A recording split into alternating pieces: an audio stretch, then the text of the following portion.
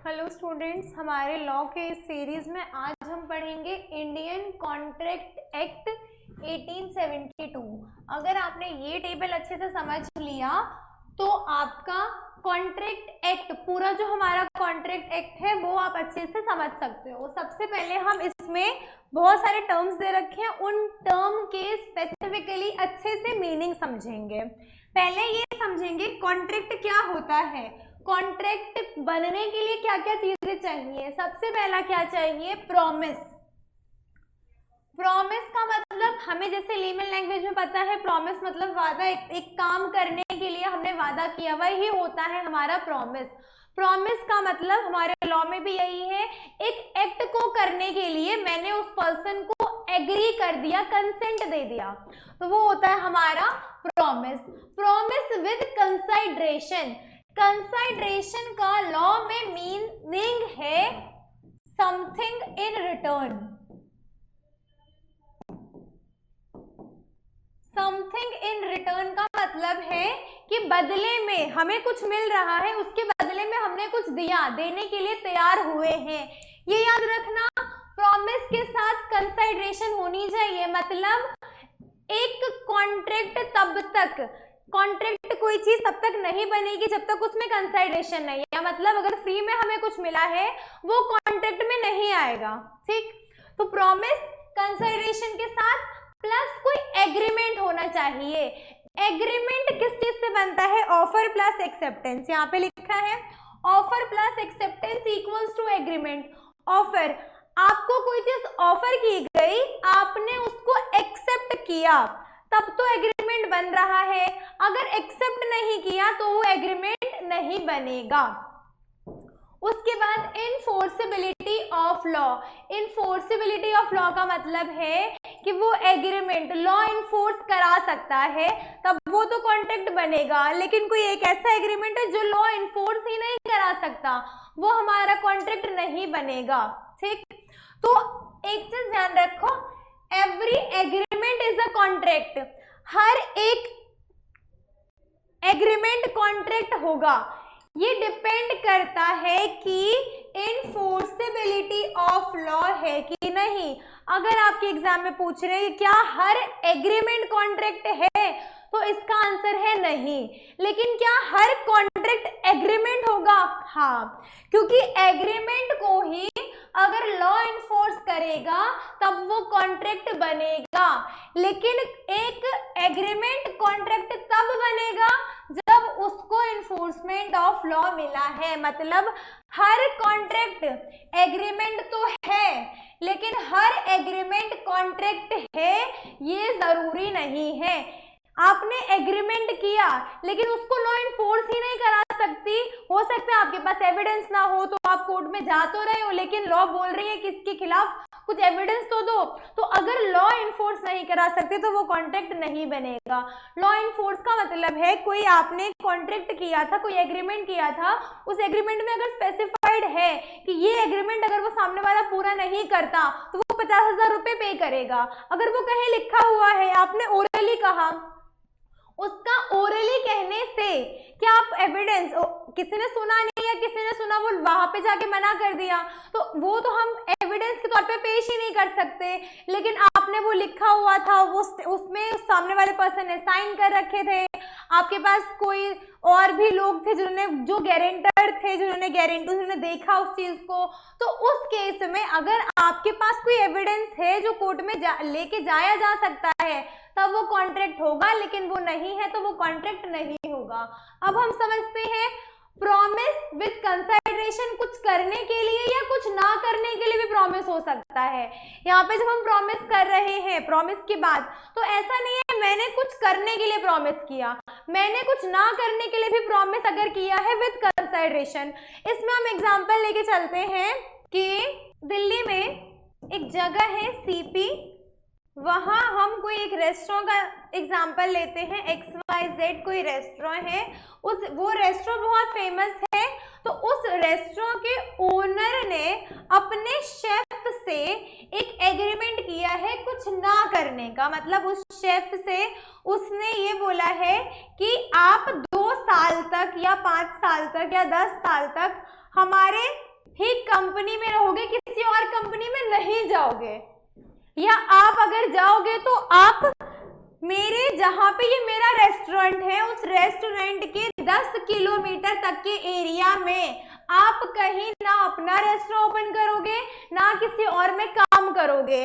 तो यहाँ पे प्रॉमिस क्या चीज का लिया, कुछ ना करने का। ना मेरे रेस्टोरेंट के आसपास 10 किलोमीटर में अपना खोल सकते हो, ना किसी और में काम कर सकते हो। उसके बदले मैं आपको पैसे दे रहा हूँ 2 लाख 4 लाख 5 लाख रुपए। तो वो क्या हो गया, कुछ ना करने के लिए प्रॉमिस लेना। प्रॉमिस कुछ करने के लिए भी हो सकता है, कुछ ना करने के लिए भी हो सकता है। प्रॉमिस विद कंसिडरेशन, कंसिडरेशन अगर है तब वो एग्रीमेंट होगा, नहीं है तो वो होगा ही नहीं, वो स्टार्टिंग से ही वॉइड हो जाएगा, नहीं होगा। प्लस एग्रीमेंट है, एग्रीमेंट ऑफर प्लस एक्सेप्टेंस। अगर सिर्फ ऑफर है, आपने एक्सेप्ट नहीं किया है, तब भी वो एग्रीमेंट नहीं माना जाएगा। प्लस इनफोर्सेबिलिटी ऑफ लॉ, मतलब आपके पास एविडेंस है, लॉ उसको इन्फोर्स कर सकता है। प्लस कॉन्ट्रैक्ट, मतलब अगर ये सब है तब तो वो कॉन्ट्रैक्ट होगा, अदरवाइज वो कॉन्ट्रैक्ट नहीं होगा। अभी हमारा एक सेक्शन 10 है कॉन्ट्रैक्ट एक्ट का, वो बताता है असेंशियल एलिमेंट ऑफ कॉन्ट्रैक्ट, मतलब कॉन्ट्रैक्ट में क्या क्या चीजें होनी चाहिए। किसी भी एग्रीमेंट को कॉन्ट्रैक्ट बनने के लिए सबसे पहले फ्री कंसेंट चाहिए। फ्री कंसेंट क्या होता है कि हमने सामने वाली पार्टी से बड़े प्यार से कोई चीज मांगी है या बड़े प्यार से उस चीज पे कंसेंट लिया है। कंसेंट मतलब हाँ या ना, तो वो कंसेंट, अब कंसेंट में क्या क्या चीजें नहीं होनी चाहिए। एक कंसेंट को हम फ्री कंसेंट कब मानेंगे, क्या क्या रहेगा तो फ्री कंसेंट नहीं होगा, इसको हम आगे और पढ़ेंगे। अभी तक के लिए फ्री कंसेंट का मतलब होता है बिना किसी उसके दबाव के हमने उसे कंसेंट लिया है। प्लस कंपीटेंट पार्टीज, अब ये क्या टर्म है कंपीटेंट पार्टीज।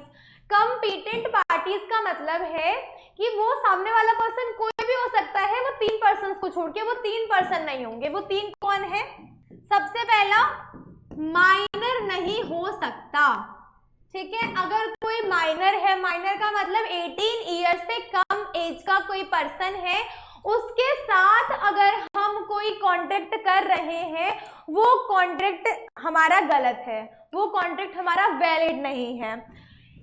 माइनर एक हमारा हो गया माइनर, और माइनर दूसरा अनसाउंड माइंड का पर्सन। अनसाउंड माइंड का मतलब है जो नॉर्मल पर्सन नहीं है, जिसका दिमाग उस दिन काम नहीं कर रहा था।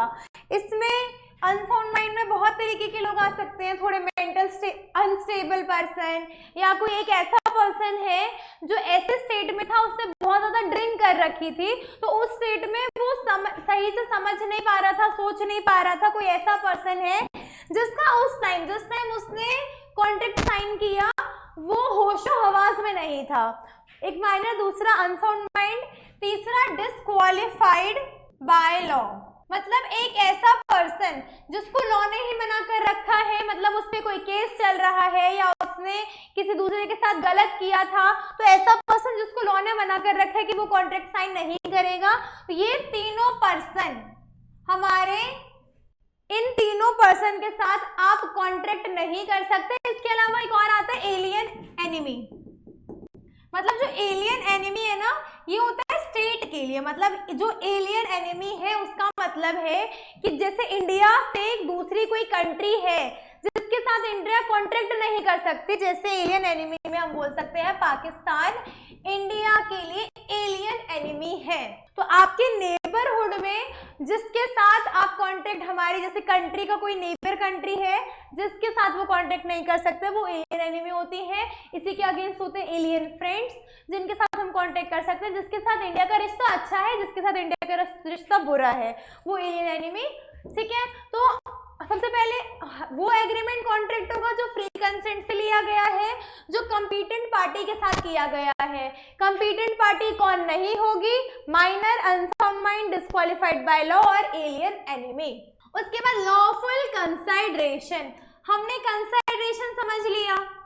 कंसाइडरेशन मतलब क्या, बदले में कुछ मिल रहा है। आपने शॉप से कोई सामान खरीदा, ठीक है, शॉपकीपर ने आपको सामान दिया, आपने उसको पैसे दिए, तो इस केस में दोनों जगह से कुछ ना कुछ है, कुछ रिटर्न में आपको भी मिल रहा है, कुछ रिटर्न में उसको भी मिल रहा है। तो कंसाइड्रेशन का मतलब है आमने सामने दोनों जगह से कुछ ना कुछ मिलना। लॉफुल का मतलब है लॉफुल कंसाइड्रेशन होना चाहिए, कुछ ऐसा कंसाइड्रेशन नहीं होना चाहिए जैसे आपने पैसे देके उससे गन मंगवाई, तो ये कंसाइड्रेशन है। कंसाइड्रेशन बदला कुछ लिया जा रहा है, कुछ दिया जा रहा है, लेकिन लॉफुल थोड़ी ना है। या फिर वो सुपारी, आपने किसी को सुपारी दी कि भाई ये फोटो ले उसको मार, अब यहाँ पे आप पैसे दे रहे हो लेकिन जो सामने वाले पर्सन ने आपको करके दिया वो तो गलत है ना।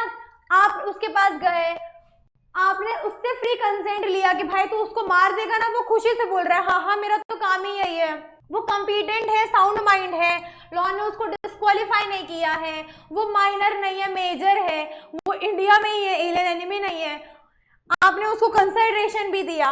बट क्या कंसाइड्रेशन लॉफुल है या कंसाइड्रेशन के साथ ऑब्जेक्ट किसी को मरवाना लॉफुल तो नहीं होगा। आप किसी को मारने के लिए किसी को पैसे दे रहे हो तो उसके पीछे का ऑब्जेक्ट भी गलत है और कंसाइड्रेशन भी हमारा यहाँ गलत है।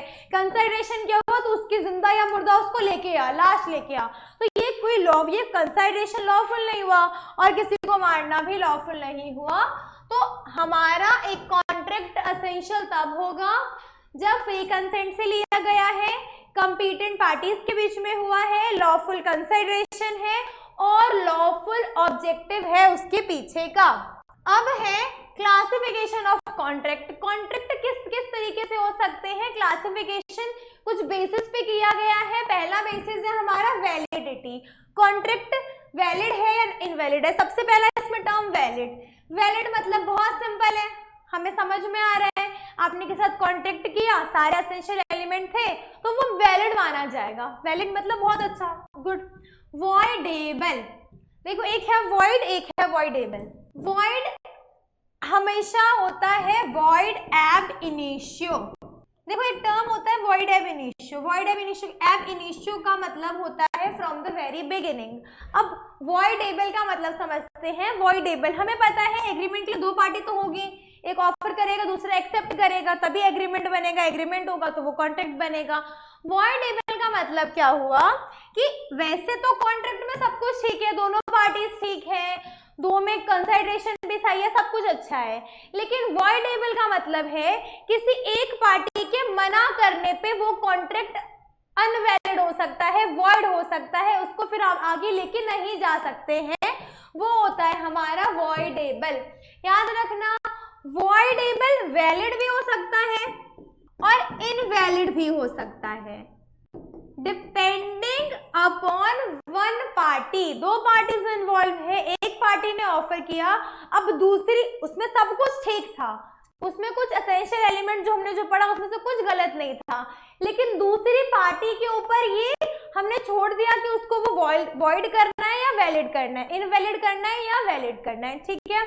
वॉइड, वॉइड का मतलब क्या होता है, जिसमें कुछ ना कुछ गलत है, जो स्टार्टिंग से ही गलत है, मतलब उसमें या तो आपने फ्री कंसेंट नहीं लिया, या तो आपने गलत पार्टी के साथ कॉन्ट्रैक्ट किया, या तो आपका कंसाइड्रेशन अनलॉफुल था, या तो आपका ऑब्जेक्ट अनलॉफुल था। तो वॉइड तो हमेशा स्टार्टिंग से ही इनवैलिड हो जाएगा। अगर इसमें हम ये समझते हैं अगर वैलिड कॉन्ट्रैक्ट होगा ना, आप कोर्ट में जा सकते हो, केस आपने जीत लिया। वॉइडेबल होगा, सामने वाली पार्टी ने, आप कोर्ट में गए कि हाँ ये सामने वाली पार्टी ने कॉन्ट्रैक्ट किया था, अब ये काम करके नहीं दे रही, तो वो हमारा क्या होगा, दूसरी वाली पार्टी के पास ऑप्शन होता। इसका हम एग्जांपल समझते हैं सिंपल सा। एक सिंगर है, आपने उस सिंगर को बुक किया स्पेसिफाइड डेट के लिए, अब उस डेट पे वो पर्सन बीमार हो गया, अब वो बीमार हो गया, उसके गले से आवाज नहीं निकल रही, वो गाना नहीं गा सकता, तो ये होगा हमारा वॉइडेबल का केस। यहाँ पे डिपेंड करता है उस पार्टी पे, अब वो खुद, वो सिंगर है, वो अपने फैमिली मेंबर को भेज के तो गाना नहीं गवा सकता ना, आपने उसके लिए पैसे दिए हैं, तो अगर वो नहीं गा पा रहा तो वो इनवैलिड होगा, वो सारे पैसे आपको वापस करेगा, ठीक। वैलिड का मतलब है आप किसी शॉप के पास गए, आपने उससे बोला कि आज 10 दिन के बाद मुझे ये सामान चाहिए, वो सामान के लिए आपने कॉन्ट्रैक्ट किया, वैलिड, स्टार्टिंग से ही सब कुछ ठीक था। वॉइडेबल मतलब उसके ऑप्शन पे, वो ठीक रहेगा तो गाना गा पाएगा, नहीं ठीक रहेगा तो नहीं गा पाएगा। वॉइड का मतलब है या तो आपने किसी माइनर के साथ केस वो कर लिया, कॉन्ट्रैक्ट कर लिया, तो ये स्टार्टिंग से ही वॉइड होगा। मतलब अगर आपने किसी माइनर के साथ कॉन्ट्रैक्ट कर भी लिया, आपने उसको पैसे दे भी दिए, वो आपको सामान नहीं दे रहा, तो आप उस पर केस करोगे तो आपका केस कहीं नहीं जाएगा, वो वहीं से मना हो जाएगा, क्योंकि आपने गलत, कंपीटेंट पार्टी तो है ही नहीं वो, तो आपको आपके पैसे नहीं मिलेंगे। जरूरी नहीं है कि आपको आपके पैसे मिले, कोर्ट मना कर देगा, कोर्ट उसके खिलाफ, माइनर के खिलाफ कोई केस नहीं चलाएगा। एक है इल्लीगल। अब देखो, वॉइड और इल्लीगल का मतलब भी, वो जो कॉन्ट्रैक्ट है वो तो इनवैलिड हो गया। वॉइड का मतलब है कि लॉ ने जो जो चीजें बोली हैं आपने वो नहीं की, और इल्लीगल का मतलब है कि ये आप काम ही नहीं कर सकते। इल्लीगल मतलब हम ये समझते हैं कि आपने बैंक लूटने का, आपने बोला चलो हम बैंक रॉबरी करेंगे, आप दो लोग मिले, एग्रीमेंट किया, आधा पैसा तू रखियो आधा मैं रखूंगा, ये सब कुछ हुआ, बट क्या बैंक में रॉबरी करना वैलिड है? वो तो पहले से गलत है ना, वो तो इल्लीगल हो गया। और वॉइड का मतलब हम ऐसे समझते हैं, वॉइड में क्या हुआ, आपने नॉर्मल कॉन्ट्रैक्ट किया, बट वो पार्टी जो हमारा जो कंसिडरेशन है वो लॉफुल नहीं था। मतलब समझो, वॉइड का मतलब आपने कॉन्ट्रैक्ट किया, वो जो वैल्यू थी रियलिटी में, वो वैल्यू थी 5 लाख की, लेकिन आप ब्लैक मनी उसको रखना चाहते थे, आपने वो 5, या फिर वो जो सामने वाली पार्टी है जिसके साथ आप कॉन्ट्रैक्ट कर रहे हो वो आपके रिलेटिव में है, 5 लाख का सामान वो आपको 50,000 में दे रहा है, बुक्स में दिखा रहा है, बाकी का पैसा वो आपको कैश दे रहा है, कैसे भी दे रहा है। अब इस केस में आपका जो कंसिडरेशन है वो गलत है, तो अगर कंसिडरेशन गलत है वो वॉइड होगा, क्योंकि आपने कॉन्ट्रैक्ट तो लॉ के दायरे में ही किया है, लेकिन वो जो लॉ ने बोला है चीजें वो नहीं की। या फिर आपने माइनर के साथ कॉन्ट्रैक्ट किया है, आपने कॉन्ट्रैक्ट सब कुछ किया है, वो माइनर अपना बिजनेस चला रहा है, उस माइनर के पास आप गए, या फिर एक माइनर आपके पास आया, मुझे मेरा ये बिजनेस चल रहा है, मुझे अपना ये सामान दे दो, आपने उसे रॉ मटेरियल दे दिया, उसने बोला 2 महीने के बाद पेमेंट करूंगा, अब 2 महीने हो गए, 4 महीने हो गए, उसने आपको पैसे नहीं दिए, लेकिन आपने माइनर के साथ किया था, तो वो तो आपका वॉइड हो गया। इलीगल मतलब जो लॉ में जो लीगल ही नहीं है वो काम कर रहे हो। अनइनफोर्सेबल मतलब एग्रीमेंट है, सब कुछ ठीक है, लेकिन लॉ उसको इन्फोर्स नहीं करा पा रही है, मतलब लॉ में आप एविडेंस ही नहीं पेश कर पा रहे हो जिससे आपका केस साबित हो सकता है। उसके बाद है फॉर्मेशन के बेसिस पे। फॉर्मेशन के बेसिस पे भी हमारे कॉन्ट्रैक्ट किस तरह के होते हैं? फॉर्मेशन वाला एक्सप्रेस। एक्सप्रेस कॉन्ट्रैक्ट का मतलब है आपने बोल के एक्सप्रेस किया तब वो कॉन्ट्रैक्ट बना। एक है इम्प्लाइड। इम्प्लाइड का मतलब है कि ये हो गया, जैसे हम क्लास में, अभी जैसे हम क्लास कर रहे हैं, क्लास में बहुत सारे बच्चे बैठे हैं, कोई एक बच्चा गेट खोल के अंदर आया, वो बैठ गया, अब ये इम्प्लाइड है ना कि वो मुझसे पढ़ने ही आया होगा। अब वो यहाँ पे, ये रेस्टोरेंट तो है नहीं कि मैं उसके पूछने जाऊंगी क्या खाना है आपको, तो ये इम्प्लाइड है जिसमें उसको वहां पे खड़े होकर ये बोलना नहीं पड़ा कि मुझे आपसे पढ़ना है, तो ये इम्प्लाइड है। कोई अगर यहाँ पे क्लास चल रही है, कोई अगर आके बैठेगा तो वो ऑब्वियसली पढ़ने के लिए आया होगा। तो एक हो गया एक्सप्रेस जिसमें बताना पड़ रहा है, इम्प्लाइड जिसमें पता चल रहा है, और एक होता है quasi. Quasi contract. Quasi contract का मतलब है कि ये आपको दिखाया कुछ और जा रहा है, इसमें है कुछ और। क्वाजी कॉन्ट्रैक्ट का मतलब हम सिंपल से समझते हैं, एक पर्सन था ए, एक पर्सन उसके पास आया एक्स, और उस ए के पास एक पर्सन बैठा हुआ था बी, ठीक है।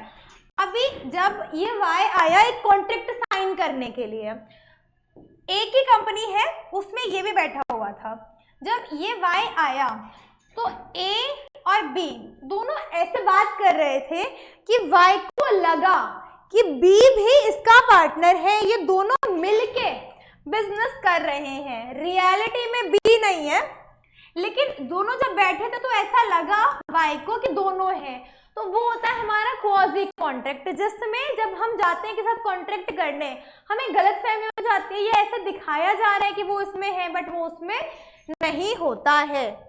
उसके बाद है हमारा परफॉर्मेंस। परफॉर्मेंस के बेसिस पे एग्जीक्यूटेड और एग्जीक्यूटरी। एग्जीक्यूटेड का मतलब है जो परफॉर्म हो चुका है, कॉन्ट्रैक्ट कर रहे थे, कॉन्ट्रैक्ट खत्म हो गया, मतलब मैंने अपना काम कर दिया उस कॉन्ट्रैक्ट में, दो पार्टी ने कॉन्ट्रैक्ट किया, एक पार्टी ने अपना काम कर दिया। एग्जीक्यूटरी होता है जो चल रहा है, ये खत्म, अभी एकदम से ये खत्म नहीं हो रहा, ये कॉन्ट्रैक्ट चलता रहता है। 1 साल का कॉन्ट्रैक्ट किया है हमने कि भाई 1 साल तक, जैसे अब स्कूल में जब हम एडमिशन कराते हैं, हम 1 साल तक पढ़ रहे हैं ना, कहीं इंस्टीट्यूट में रेगुलरली पढ़ रहे हैं।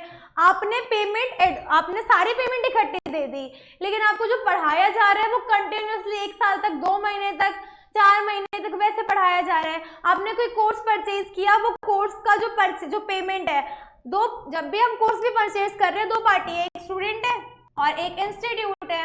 अब आपने इंस्टीट्यूट को पेमेंट एक बार में ही कर दिया, लेकिन आप जो इंस्टीट्यूट है उसकी तरफ से आपको जो कोर्स है या जो कॉन्ट्रैक्ट है वो बार बार दिया जा रहा है।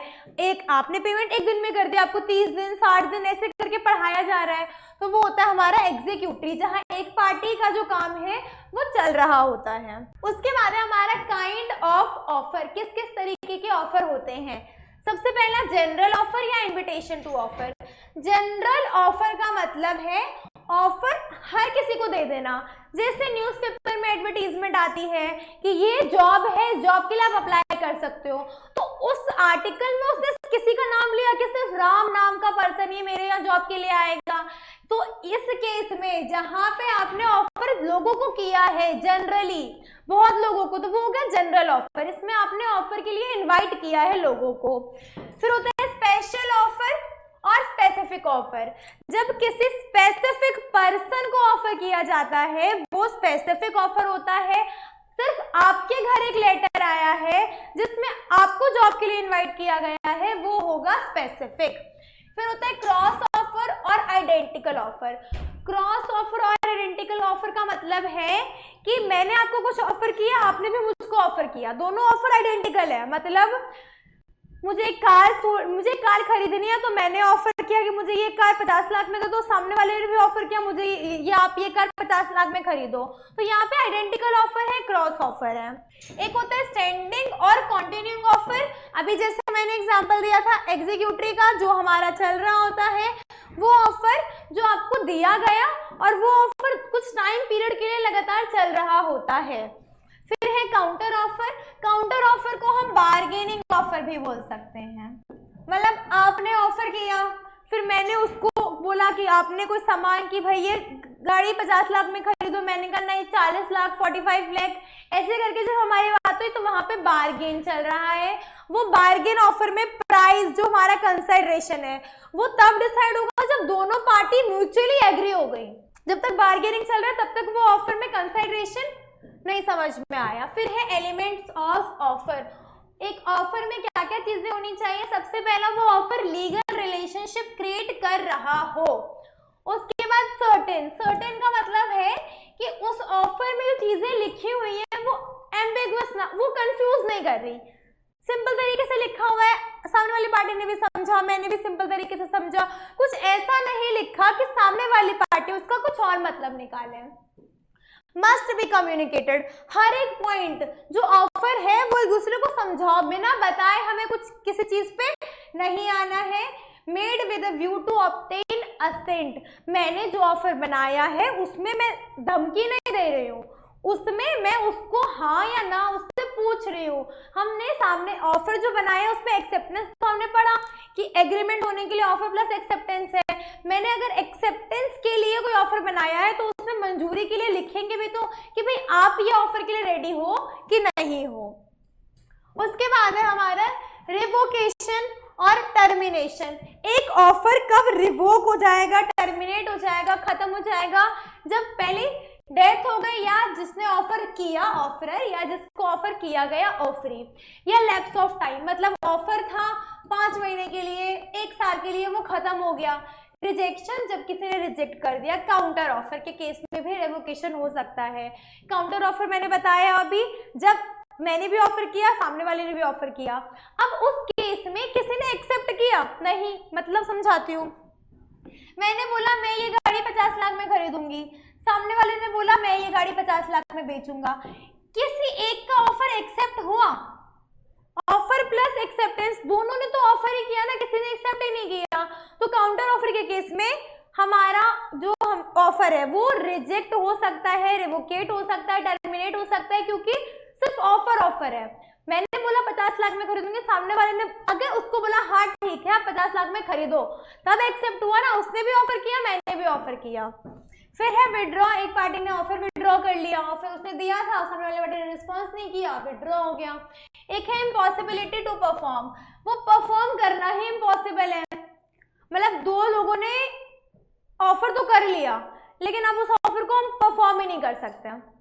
एक है डिस्ट्रिक्शन ऑफ सब्जेक्ट मैटर, जो सब्जेक्ट मैटर है जिस चीज के लिए हमने ऑफर किया है वो अब है ही नहीं, वो आप कर ही नहीं सकते। इसका एग्जांपल समझते हैं कि हमने किसी बाहर कंट्री से कुछ इंपोर्ट करके आपको बेचना था, हम दोनों ने ऑफर किया था, मैं ठीक है आपको ये सामान बेचूंगी। अब मुझे वो सामान बेचने के लिए किसी बाहर कंट्री से सामान इंपोर्ट करना था, अब गवर्नमेंट ने बंद कर दिया, रिस्ट्रिक्शंस लगा दी कि अभी कुछ महीनों तक आप वहां से वो चीज इंपोर्ट नहीं कर सकते। तो जो सब्जेक्ट मैटर है वो भी उसमें डिस्ट्रिक्शन है, वो अभी कंप्लीट नहीं हो सकता।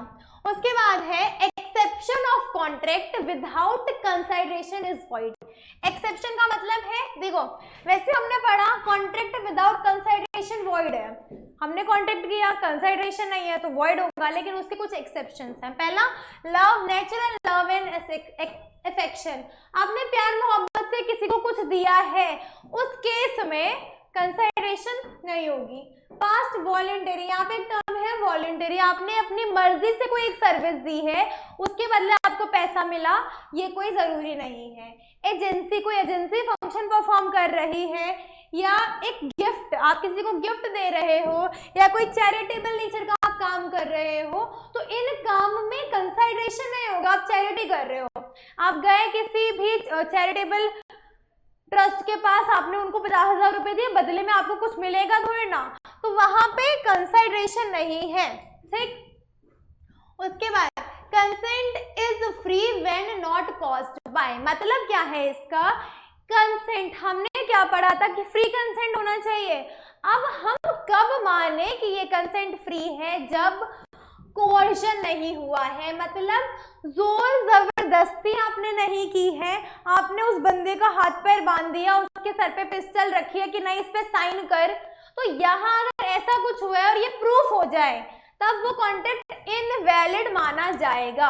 अनड्यू इन्फ्लुएंस, अनड्यू इन्फ्लुएंस का मतलब है कि आप किसी से इन्फ्लुएंस होके उस चीज पे आपने साइन कर दिए। इसमें हमारा एग्जाम्पल है एक फादर और एक सन, एक जो सन है वो अपने पिता की बात तो सुनेगा, उस फादर ने उस चीज का एडवांटेज फायदा उठा लिया और उस अपने सन से किसी चीज पे साइन करवा लिया, तो वो होगा अनड्यू इन्फ्लुएंस। या फिर आजकल इंस्टाग्राम पे कितने सारे इन्फ्लुएंसर्स हैं, बहुत सारे लोग उनसे इन्फ्लुएंस होते हैं। आजकल इंस्टाग्राम है, पहले टीवी पे एडवर्टीजमेंट होती थी, उस एडवर्टीजमेंट से इन्फ्लुएंस होकर लोग चीज खरीद लेते थे।